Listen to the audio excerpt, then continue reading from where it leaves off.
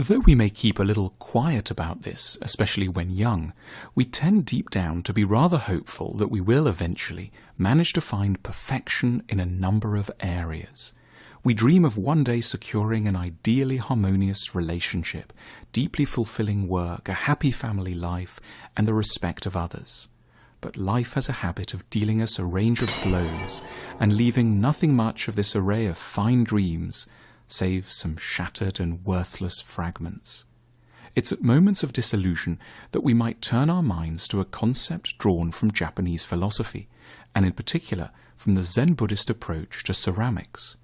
Over the centuries, Zen masters developed an argument that pots, cups and bowls that had become damaged shouldn't simply be neglected or thrown away.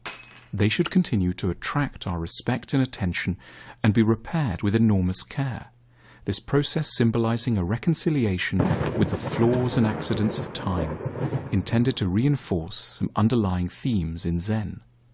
The word given to this tradition of ceramic repair is kintsugi, kin, golden, tsugi, joinery.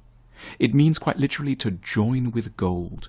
In Zen aesthetics, the broken pieces of an accidentally smashed pot should be carefully picked up, reassembled, and then glued together with lacquer inflected with the most expensive gold powder. There should be no attempt to disguise the damage. The point is to render the fault lines beautiful and strong. The precious veins of gold are there to emphasize that breaks have a philosophical merit all of their own. The origins of kintsugi are said to date to the Muromachi period, when the shogun of Japan, Ashikaga Yoshimitsu, broke his favorite tea bowl and, distraught, sent it to be repaired in China. But on its return, he was horrified by the ugly metal staples that had been used to join the broken pieces, and charged his craftsmen with devising a more appropriate solution. What they came up with was a method that didn't disguise the damage, but made something properly artful out of it.